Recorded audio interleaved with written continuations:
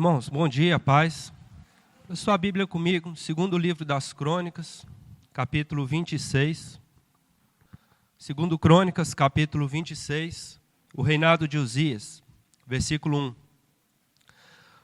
Todo o povo de Judá tomou a Uzias, que era de 16 anos, e o constituiu rei em lugar de Amazias, seu pai.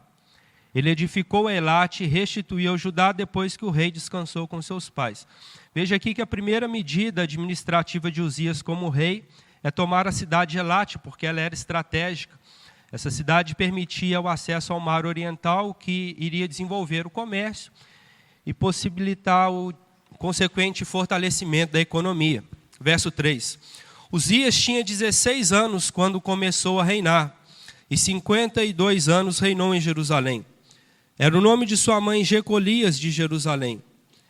Ele fez o que era reto perante o Senhor, segundo tudo o que fizera Amazias, seu pai. Verso 5. Propôs-se a buscar a Deus nos dias de Zacarias, que era sábio nas visões de Deus. Nos dias em que buscou ao Senhor, Deus o fez prosperar. Agora, verso 16. Do verso 6 ao verso 15, há uma série de conquistas do rei Uzias, e nós vamos voltar a ela mais tarde. Verso 16. Mas havendo-se já fortificado, exaltou-se o seu coração para a sua própria ruína, e cometeu transgressões contra o Senhor seu Deus, porque entrou no templo do Senhor para queimar incenso no altar do incenso. Porém o sacerdote Azarias entrou após ele com 80 sacerdotes do Senhor, homens da maior firmeza, e resistiram ao rei Uzias e lhe disseram: a ti, Uzias, não compete queimar incenso perante o Senhor, mas aos sacerdotes, filhos de Arão, que são consagrados para este mister. Sai do santuário, porque transgrediste, nem será isso para a honra tua da parte do Senhor Deus. Verso 19. Então Uzias se indignou, tinha um incensário na mão para queimar incenso. Indignando-se ele, pois, contra os sacerdotes, a lepra lhe saiu na testa perante os sacerdotes na casa do Senhor, junto ao altar do incenso. Então o sumo sacerdote Azarias e todos os sacerdotes voltaram-se para ele, e eis que estava leproso na testa. Apressadamente o lançaram fora, até ele mesmo se deu pressa em sair, visto que o Senhor o ferira.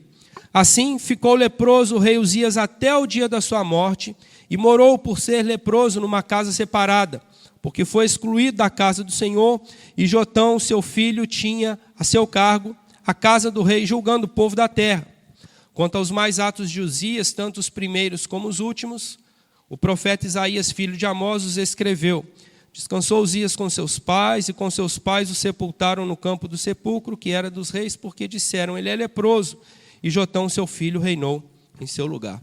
Irmãos, o tema do meu sermão é a síndrome de Uzias. A síndrome de Uzias. O que é síndrome? Na medicina, síndrome é uma expressão utilizada para expressar um conjunto de características, um conjunto de sintomas que caracterizam uma doença. Na psicanálise, síndrome é um termo utilizado para indicar uma série de indícios que apontam para uma patologia de personalidade. O tema dessa mensagem, a síndrome de Uzias, faz referência, portanto, há um grupo de sintomas da doença de Uzias, não a enfermidade física, não a hanseníase, não a lepra, mas a enfermidade espiritual. Quem é Uzias? Uzias tem uma biografia excelente. O versículo 1 e o versículo 3 que nós lemos fala que Uzias é filho do rei Amazias, ou seja, Uzias é um príncipe, é um menino que nasce num berço de ouro.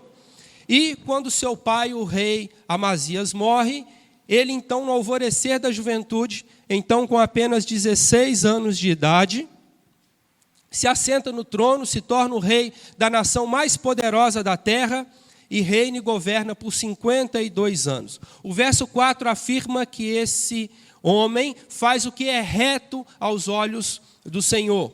No verso 5 afirma que enquanto ele é discipulado pelo profeta Zacarias, ele dispõe o coração para buscar a Deus. Ele faz do propósito da sua vida seguir o Deus eterno, agradar o Deus vivo. Isso de acordo com o verso 5. Ele se propõe a buscar a Deus. Ele torna o propósito da sua vida buscar a face de Deus. E assim, buscando agradar a Deus, fazendo tudo aquilo que é reto aos olhos de Deus, se desviando das práticas da maldade, em absolutamente tudo aquilo que ele faz, diz o verso 5 que Deus faz Uzias prosperar. Está escrito aí que enquanto ele busca Deus, Deus o faz prosperar. A prosperidade vem de Deus. Quem o prospera e abençoa é Deus. E assim Uzias vai crescendo, vai se desenvolvendo, vai prosperando, vai enriquecendo, vai se fortalecendo, vai se tornando cada vez mais e mais poderoso, como está narrado do verso 6 ao verso 15.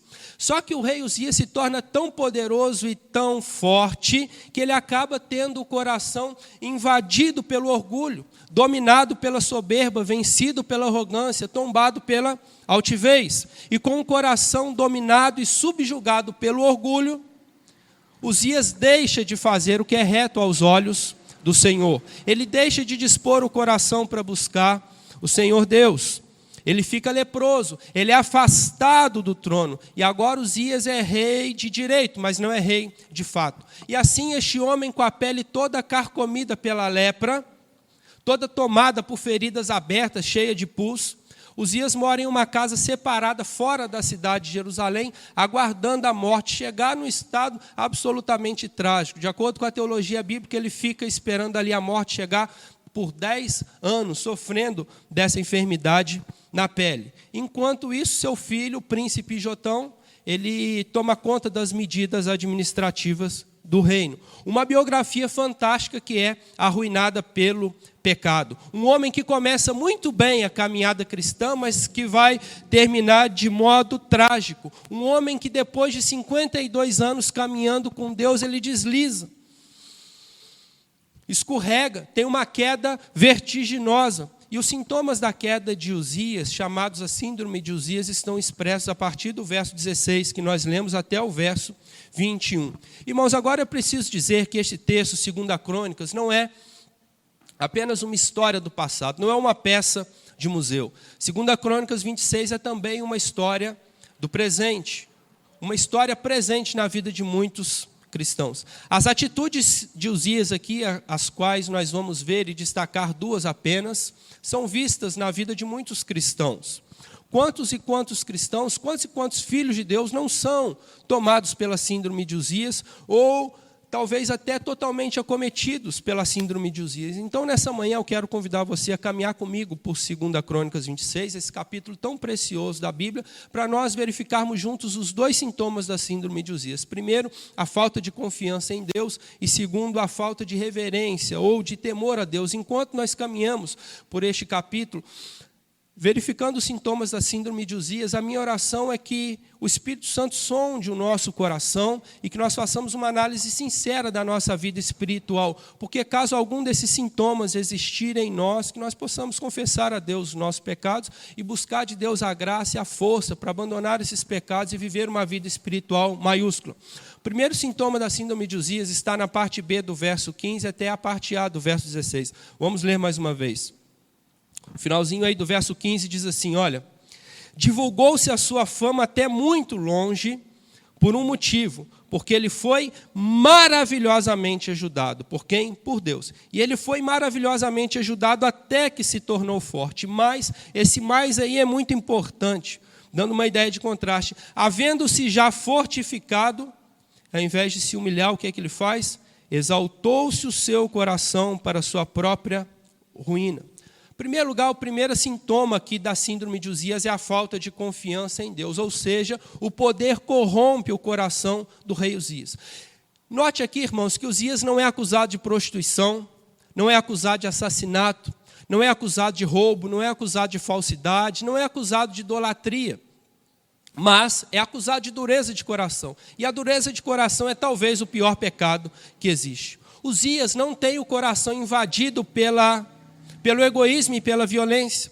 Uzias não manda matar um homem para se casar com a mulher viúva deste homem, como faz o rei Davi, o homem segundo o coração de Deus. Uzias tampouco deixa o seu coração ser invadido pelos prazeres do encanto do sexo de 1000 mulheres, como faz Salomão, filho do rei Davi. Uzias também não tem o coração inclinado para a adoração a deuses falsos, ou a sacrifícios de deuses pagãos, e tampouco queima incenso diante de divindades, como faz seu próprio pai, Amazias. Mas o coração de Uzias, que no verso 5 é dado, é inclinado a buscar a Deus, agora no verso 16 é dado a se afastar de Deus e se afastar completamente.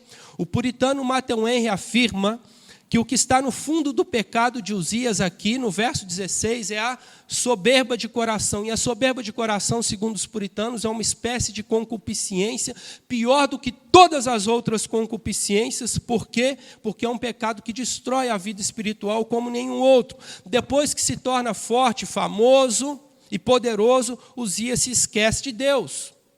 Uzias deixa Deus em segundo plano. Aquele menino de 16 anos que coloca no coração o propósito de buscar a Deus, de fazer tudo que é reto aos olhos de Deus, agora coloca Deus em segundo lugar e permite que o pecado corrompa o seu coração e começa a transgredir os mandamentos de Deus. A continuação do verso 16 diz aí que ele cometeu transgressões contra o Senhor. Não foi apenas uma, esse moço começa a viver na prática do pecado. O coração do rei Uzias, que outrora era tão humilde, tão submisso, tão subordinado, agora se revela corrompido, pervertido, perverso. Se torna soberbo, arrogante, endurecido, pedrado, petrificado. Parece que o coração dele está envolvido por uma capa de gordura. O coração do rei Uzias, que antes era tão dependente de Deus, agora, adulterado e degenerado, quer se tornar independente do Senhor. O coração do rei Uzias, que outrora era tão confiante na força de Deus, agora deixa de buscar o Senhor, deixa de estar seguro nos braços do Pai.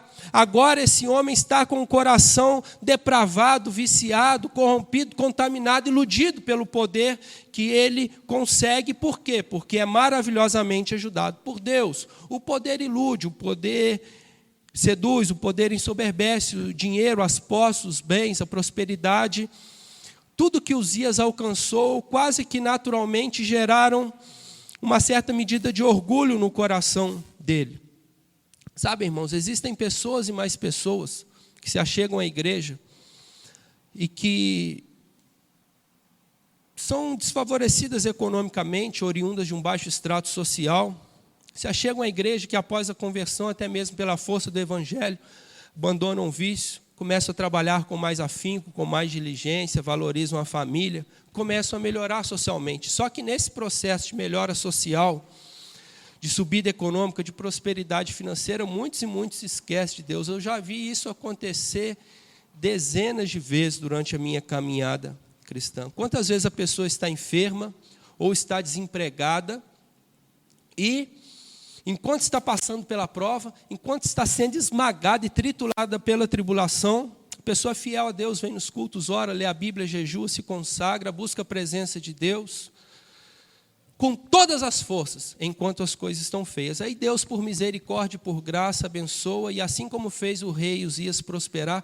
e assim como ajuda maravilhosamente o rei Uzias, ajuda também a pessoa, e a pessoa começa a subir na vida. Só que, nesse passo de subida econômica, a pessoa se esquece de Deus, não vem mais nos cultos, não participa das atividades da igreja, não consegue mais contribuir para a vida eclesiástica e comunitária, e ao invés de se apegar em Deus, se apega naquilo que a sua prosperidade lhe proporcionou. Irmãos, tudo que nós temos, tudo que nós somos, tudo que nós conseguimos, nós só temos, só conseguimos e só podemos por causa de Deus. Tudo que nós somos, só somos por causa de Deus. Tudo que nós podemos, só podemos por causa de Deus. Tudo que nós conseguimos, só conseguimos por causa de Deus. Tudo que nós alcançamos vem de Deus, é de Deus, pertence a Deus. Sem a graça e a misericórdia de Deus, nós não temos nada, não podemos nada, não conseguimos nada. O ensino dos puritanos é que a parte do pecado, a exceção do pecado, tudo aquilo que nós temos vem de Deus, sem exceção. Portanto, mesmo que for abençoado com a prosperidade financeira, mesmo que alguém aqui seja maravilhosamente ajudado pelo Senhor, como aconteceu com o rei Uzias, o cristão deve continuar com o coração confiando em Deus. Pastor, isso é discurso de pobre. Não, isso é discurso da Bíblia. Salmo 62, Salmo 62, verso 10 diz assim: se as vossas riquezas aumentarem, não ponhais nela o vosso coração. O cristão que não possui esse entendimento de que tudo que ele é, tudo que ele tem, tudo que ele pode, tudo que ele consegue, vem de Deus, é de Deus, pertence a Deus, acaba fazendo das bênçãos de Deus um ídolo. E um ídolo, de acordo com o pastor Tim Keller, é tudo aquilo sem o qual o homem acha difícil continuar vivendo. Por exemplo, você acha difícil viver sem o seu dinheiro? O dinheiro é um ídolo, é um falso Deus na sua vida. Você acha difícil viver sem o seu cônjuge? Pois então o marido ou a esposa se tornou um ídolo na sua vida, um falso Deus. Você acha difícil viver sem algo? Pois este algo se tornou um ídolo na sua vida. Você acha difícil viver sem alguém? Esse alguém se tornou um falso Deus na sua vida. Irmãos, aqui nós precisamos ter muito cuidado, porque muitas e muitas vezes nós pedimos a Deus uma bênção e Deus abençoa. Deus concede a petição. Por quê? Porque Deus é um Deus abençoador. O problema é que muitas e muitas vezes, depois de receber a bênção, o cristão transforma a bênção de Deus em um ídolo na sua vida e substitui o abençoador pela bênção, substitui o Criador pela criatura. Por exemplo, um cristão pede a Deus prosperidade, Deus o abençoa, porque Provérbios 10, 22 diz que a bênção de Deus enriquece, não traz desgosto. Daí o cristão começa a prosperar, só que nesse processo de prosperar, começa a dizer que já não tem mais tempo para Deus, porque está ocupado com aquilo que Deus deu. Pastor, eu já não posso ir no culto de lá, não posso vir na vigília de oração, não posso ir no culto dia de semana, posso mais acordar cedo domingo de manhã para levar meus filhos e frequentar a escola dominical, porque domingo é o único dia que eu tenho para dormir até mais tarde, e eu vou te falar que a minha vida anda tão corrida, eu tenho tanta coisa para fazer, tantas obrigações para cuidar, que nem mesmo domingo à noite eu tenho tempo, disposição e às vezes até a vontade de cultuar a Deus. O cristão fica tão ocupado cuidando das bênçãos de Deus que se esquece de Deus, já não tem mais tempo para o Deus das bênçãos. E aqui está o primeiro sintoma da síndrome de Uzias: deixar de confiar no Deus das bênçãos para confiar nas bênçãos de Deus. É isso que Uzias faz. Ele, no começo da sua biografia, confiava totalmente em Deus, mas depois que ele é tão abençoado, ele deixa: eu não preciso mais tanto de Deus, as bênçãos aqui me bastam. A confiança de Uzias se desloca de Deus para as bênçãos de Deus. Esse é o primeiro sintoma da síndrome de Uzias. Irmão, preciso te dizer, eu tenho certeza que você sabe disso, a casa que você mora é de Deus, o carro que você anda é de Deus, o trabalho que você tem é de Deus, a força que você tem para acordar todos os dias e ganhar o seu pão é de Deus, a inteligência que você tem para conquistar as coisas, abrir uma empresa e desenvolver é de Deus. A saúde que você tem para se manter de pé é de Deus. A família que você tem é de Deus. A igreja que você tem para congregar é de Deus. O dinheiro que você tem é de Deus. Tudo é de Deus. Sem Deus você não pode nada, não consegue nada. Sem Deus você não conquista nada, não prospera nada, não ganha nada, não avança um passo sequer na sua vida. Então deposite a sua confiança em Deus. Irmão, não lance a sua esperança no dinheiro, como Uzias fez. Não lance a sua esperança no plano de saúde. Não lance a sua esperança no advogado. Não lance a sua esperança em uma placa denominacional. Lance a sua esperança em Deus. Salmo diz que Deus é o seu escudo. Lance a sua esperança em Deus. O Salmo 18 diz que Deus é um vencedor invicto em todas as batalhas. Lance a sua esperança em Deus, que de acordo com o Salmo 18 não conhece a derrota. Salmo 18, os versos 1 e 2 diz assim: olha, eu te amarei, ó Senhor, e o salmista diz assim: eu te amarei porque o Senhor é a minha fortaleza, o Senhor é o meu rochedo, é o meu lugar forte, o Senhor é o meu libertador. O meu Deus, a minha fortaleza em quem confio, o Senhor é o meu escudo, a força da minha salvação e o meu alto refúgio. Irmãos, o nome Uzias vem do hebraico Uzi e Iá. Uzi significa minha força é. Iá é a abreviação do nome de Deus em hebraico, Yavé. Então, Uzi e Iá significa minha força é Yavé. Traduzido para o português, o nome Uzias significa minha força é Deus. E o grande irônico é que um homem que tem o nome, a minha força é Deus, deixa de confiar em Deus para confiar nas bênçãos que Deus lhe proporciona. Irmão, então eu tenho que dizer, se você tem confiado em algo mais além de Deus, se a sua confiança tem sido depositada em algo além do Senhor Deus, você tem o sintoma da síndrome de Uzias, como este rei aqui da história de Israel. A pessoa que confia, quem sabe, nos títulos sociais, em uma empresa, na própria força, na própria inteligência. no próprio diploma, nos bens, na conta bancária, no casamento, na própria religiosidade, na própria espiritualidade. Saiba que o Deus que levanta é o Deus que derruba, o Deus que dá é o Deus que toma, o Deus que abre é o Deus que fecha. Que é isso, pastor? Deus não faz isso, não. Quem é que levanta Uzias como rei? Um menino de 16 anos de idade. É Deus. E quem é que tira ele do trono quando quis? Também é Deus. Quem é que, no verso 15 aqui, abençoa Uzias assim, maravilhosamente? É Deus. E quem é que, no verso 19, também tira ele, todo leproso para sempre, da presença? Também é Deus. Este é o primeiro sintoma da síndrome de Uzias que leva à queda espiritual. Deixar de confiar em Deus, tirar o pé de apoio de Deus e colocar em algo ou em alguém. Uzias confia em si mesmo ao invés de confiar em Deus. Confia na própria força ao invés de confiar na força de Deus. Segundo lugar, o segundo sintoma da síndrome de Uzias é a falta de reverência a Deus. Continuando aí a parte B do verso 16 até o verso 18, diz assim: E cometeu transgressões contra o Senhor, porque entrou no templo do Senhor para queimar incenso no altar do incenso. Porém, o sacerdote Azarias entrou após ele com 80 sacerdotes do Senhor, homens da maior firmeza, e resistiram ao rei Uzias e lhe disseram: A ti, Uzias, não compete queimar incenso perante o Senhor, mas aos sacerdotes, filhos de Arão, que são consagrados para este mister. Sai do santuário, porque transgrediste, nem será isso para a honra tua da parte do Senhor.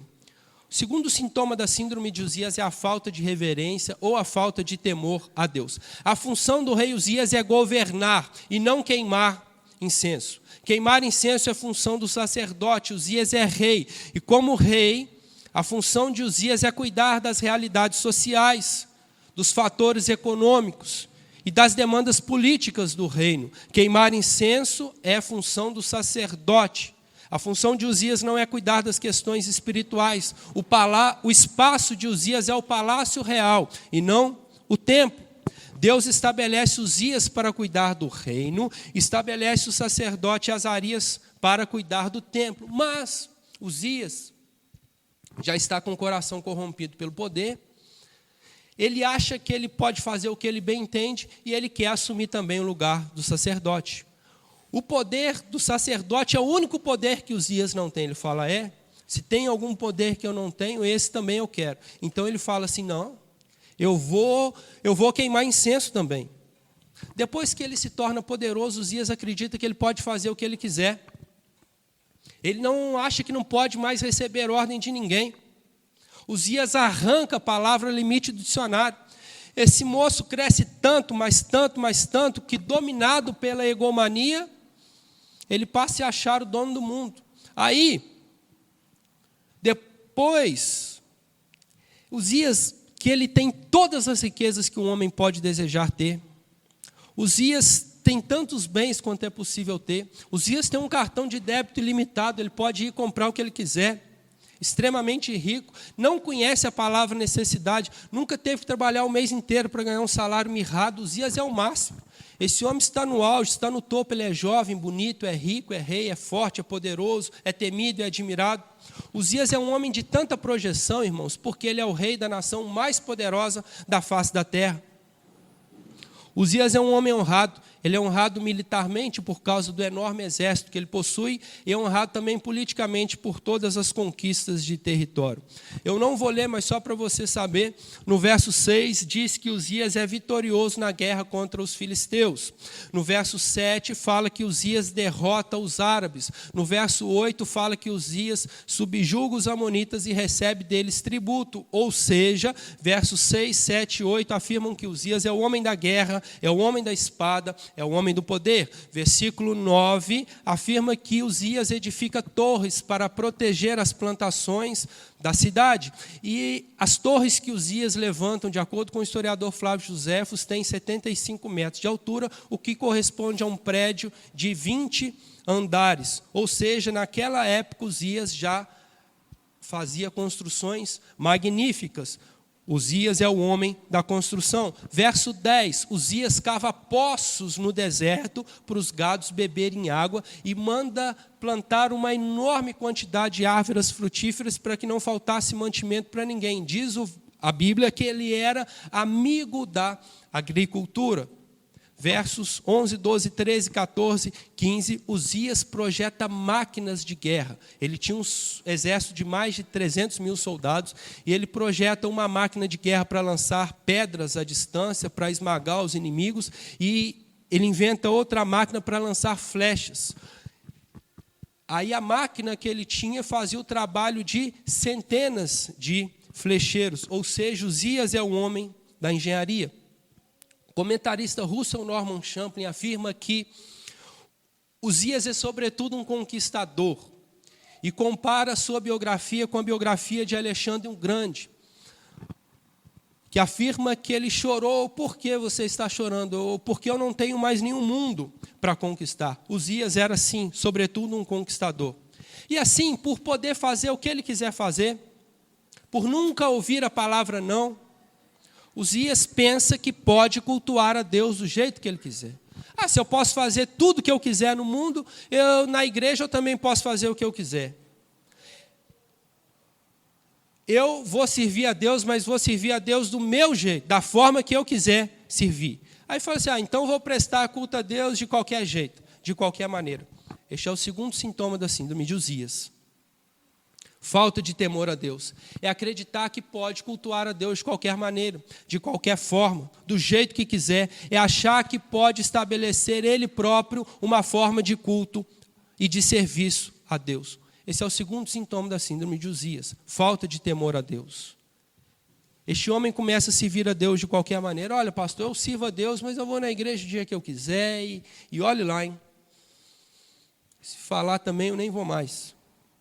Eu sirvo a Deus, mas não tenho vida devocional nenhuma. Não leio a Bíblia, não jejuo, não consagro, não oro, não jejuo, não guardo os olhos, não guardo a língua. Eu sirvo a Deus, mas não contribuo em nada para a igreja, nunca varri, nunca passei o pano, nunca fiz nada para ajudar na igreja. Eu sou cristão, mas vou na igreja o dia que eu quiser, chego tarde mesmo. Vou de vez em quando e ajudo o dia que eu quiser, mas sem compromisso. O dia que eu quiser e sentir vontade, eu vou lá e faço do jeito que eu quiser fazer. Eu sou cristão, mas sou cristão do meu jeito. Sou cristão da minha maneira. Sou cristão do jeito que eu quiser ser. Essa é a síndrome de Uzias. Isso é uma incoerência. Isso é uma espécie de esquizofrenia espiritual. Querer se aproximar de Deus da maneira que bem entender, do jeito que quiser, da forma que achar melhor. Isso é a síndrome de Uzias. A frase que as pessoas tomadas pela síndrome de Uzias mais falam é a seguinte: pastor, olha só, eu não estou conseguindo fazer as coisas certas, mas Deus conhece a intenção do meu coração. No meu coração até tem vontade, assim, mas porque eu não consigo. Não, não e não. Já diz o ditado que de boas intenções o inferno está cheio. Para cultuar a Deus o que vale não é a intenção. Para cultuar a Deus o que vale não é o que você e eu pensamos. Para cultuar a Deus não vale o que eu e você achamos. Pastor, eu penso assim, ó. Pastor, eu acho assim, ó. Para servir o Deus eterno, o que vale é a forma que está determinada aqui na palavra. A forma que ele mesmo estabelece. E a forma que ele estabeleceu no Antigo Testamento era que somente da tribo de Levi, os descendentes de Arão poderiam queimar incenso. Mas Uzias fala assim, na palavra de Deus está escrito que só o sacerdote pode queimar incenso, mas não tem problema não. Eu vou fazer do jeito que eu quiser, eu mesmo vou queimar incenso. De acordo com comentarista reformado Martin Selman, o problema do rei Uzias aqui é a insatisfação. Nós lemos aqui no verso 15 que esse homem foi maravilhosamente ajudado por Deus, abençoado, mas nem assim ele está satisfeito. Martin Selman afirma que o problema dele é a insatisfação. Ele quer acrescentar funções sacerdotais às funções reais que ele possui. Já o reformado D.A. Carson afirma que ele está insatisfeito em ser apenas rei. O coração dele está tão tomado pela arrogância e pela soberba que ele também quer ser divino, porque nas culturas pagãs o rei também fazia o papel de sacerdote. E ele fala assim, se tem um rei pagão que tem tanto poder que é considerado quase Deus, eu também quero esse poder. Uzias, ele sabe que somente o sumo sacerdote pode queimar incenso no altar de ouro todas as manhãs e todas as tardes. Mas, como ele é influente, ele consegue um incensário de ouro, ele entra num lugar que ninguém mais pode entrar. Ele vai até a parte do templo onde somente os sacerdotes poderiam ir. Por quê? Eu posso fazer o que eu quiser. Uzias acha que ele pode fazer o que ele quiser, mas não pode, com Deus não se brinca, de Deus não se zomba. E o verso 19, nós lemos aqui que imediatamente ele é ferido de lepra na sua testa. Irmãos, preste atenção aqui, por favor, na transição do verso 18 para o verso 19, é algo muito importante, porque de acordo com a teologia puritana, a misericórdia de Deus com Uzias vai até o verso 18, tá? Até o verso 18. De modo que, quando ele é repreendido ali, exortado pelos 81 sacerdotes, se Uzias se arrepende, a graça de Deus é tão extraordinária, o perdão de Deus é tão imenso, a graça de Deus é tão maravilhosa que Uzias teria sido perdoado. Até o verso 18 ele ainda tem chance com Deus. Até o verso 18. Porém, ao invés de se arrepender, Uzias, um homem que não aceita correção, não admite ser repreendido, exortado, diz o verso 19 que ele fica indignado. Fica indignado. E essa palavra, o termo hebraico aqui, para falar que Uzias ficou indignado, é associado à fúria de uma tempestade. Quando ele é chamado a atenção, quando fala aqui que ele ficou indignado, ele ficou extremamente furioso, não tem palavra no português para descrever. Ele fala assim, ó, 81 homens, diz o texto aqui que nós lemos, da maior firmeza, lhe chamam a atenção e ele não é humilde. Quem são vocês para falarem com o rei dessa maneira? Aí, diz o texto que ele é ferido de lepra na testa imediatamente. Como que acontece essa cena? De acordo com o historiador Flávio Joséfos aqui, quando ele fica furioso, ele ameaça os 81 sacerdotes de morte. Está tão louco, tão endurecido pelo pecado, não aceita a repreensão. E nesse momento, a terra treme, no telhado do templo é aberta uma fresta, penetra ali um raio de sol e fere Uzias de lepra na testa imediatamente. Alguns comentaristas acreditam que nem assim ele percebeu que estava leproso e ainda continuou ameaçando os 81 sacerdotes de morte. Então o seu corpo é todo tomado de lepras e assim ele é retirado ali do templo, onde fica 10 anos esperando a morte chegar. Uzias, então, um rei que começa de modo maravilhoso, tem um fim trágico. Morre leproso, com a pele toda podre, há 10 anos em solidão, porque o leproso não podia ter comunhão nem contato com ninguém. 10 anos isolado, 10 anos em solidão. Ele começa na bênção, termina na maldição. Começa perto de Deus e termina longe do Senhor. Começa humilde e termina orgulhoso. Começa dependendo de Deus, mas termina dependendo dos próprios recursos. Começa amando a Deus de todo o coração, mas termina com o coração desviado para longe do Senhor. Termina banido da presença de Deus para sempre. Por quê? Porque não se humilha, porque não se arrepende, porque não é humilde. Irmãos, quantos e quantos cristãos eu tenho visto também acometidos pela síndrome de Uzias? Eu acredito que nenhum outro tempo da história talvez tenha havido tão pouco temor de Deus no coração dos cristãos quanto no século 21. Pessoas sem nenhum temor, estão servindo a Deus pela metade, estão brincando com o sagrado, é cada coisa assim que acontece. Parece que o temor de Deus está desaparecendo, a reverência ao Deus Santo parece estar em extinção. Falta temor de Deus nos nossos corações, falta temor de Deus na nossa vida. O livro de Salmos alerta os cristãos a servirem a Deus com muito temor no coração. A cultuarem a Deus com um coração tremendo na presença dele. Salmo 2, verso 11, na nova tradução da linguagem de hoje, diz assim: adorem ao Senhor com tremor. Tremam e se ajoelhem diante dele. Aí você pode perguntar, o que é temor a Deus? O que é temer a Deus? Provérbios 8:13 afirma que temer a Deus é aborrecer a prática do mal. Para se cultuar a Deus é preciso aborrecer as práticas do mal. Irmão, será que você tem algum sintoma da síndrome de Uzias na sua vida? Será que você tem temor de Deus? Será que, de acordo com o Salmo 2, verso 11, você vem prestar um culto a Deus com temor e tremor no seu coração? Será que você tem reverência a Deus? Ou você acha que Deus é um camarada, alguém que pode dar tapinha nas costas, assim? Um velho gordo com um saco nas costas, que grita rou, rou, rou, e vive para distribuir presentes, igual o Papai Noel. A nossa postura diante de Deus revela se temos a síndrome de Uzias ou não. É só perguntar, qual tem sido a qualidade da minha oferta a Deus? Qual tem sido a qualidade do culto que eu presto a Deus? Qual tem sido a qualidade da adoração que eu tenho rendido ao Senhor Deus? Graças a Deus isso não acontece aqui, mas acontece em outros lugares. A pessoa que masca chiclete e cola debaixo do banco da igreja. A pessoa que corta a unha, lixa a unha e joga no chão da igreja. Fica se levantando, andando, zanzando, sem motivo sério, não é? Será que não é falta de temor a Deus? Falta de reverência? Será que isso não é se aproximar de Deus, prestar um culto da maneira que ela quiser? Pois isso é a síndrome de Uzias.